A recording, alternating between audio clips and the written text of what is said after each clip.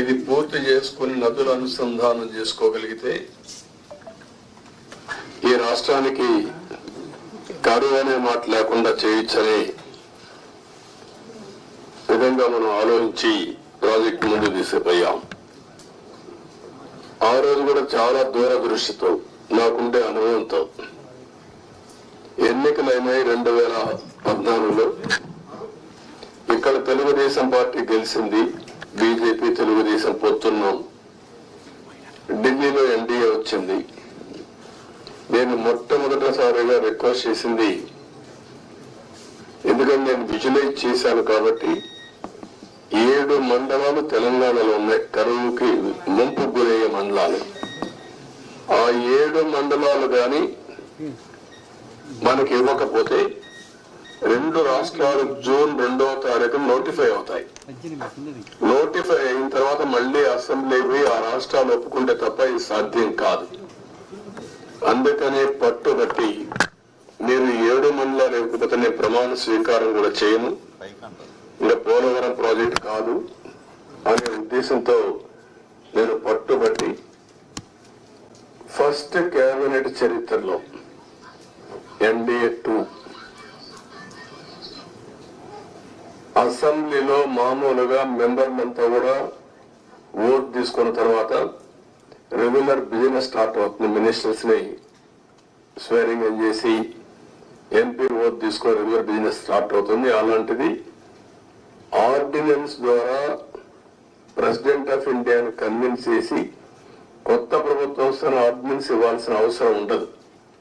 President కూడా ఒప్పుకోడు.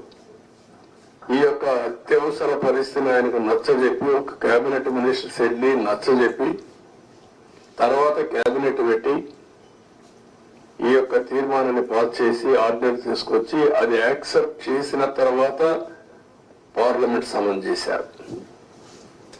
దానివల్ల 7 మండలాలు మనకు వచ్చాయి. ఆ 7 మండలాలు వచ్చాయి కాబట్టి మనం ప్రాజెక్టు కట్టగలిగాం.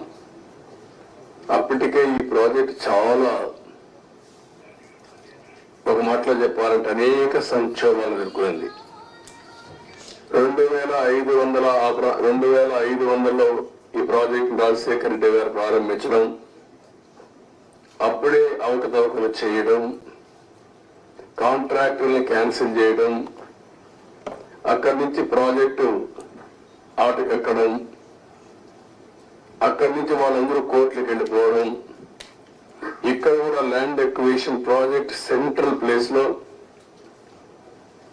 ల్యాండ్ ఎక్విజిషన్ చేయాలంటే వాళ్ళు కోర్టుకు వెళ్ళడం, right main canal left main canal కాలువలు తవ్వాలంటే వాళ్ళు కోర్టులకు వెళ్ళిపోవడం, ఎన్ని లిటిగేషన్లు పెట్టాలో అన్ని లిటిగేషన్లు పెట్టి 2014 కంటే ముందు కిరణ్ కుమార్ రెడ్డి ముఖ్యమంత్రి అయిన తర్వాత టెండర్లు పిలిచాడు. అది కూడా కోర్టుకు పోయి గందరగోళం అయ్యి తర్వాత ఫైనల్ గా అన్ని కోర్టులు వెకేట్ వచ్చింది.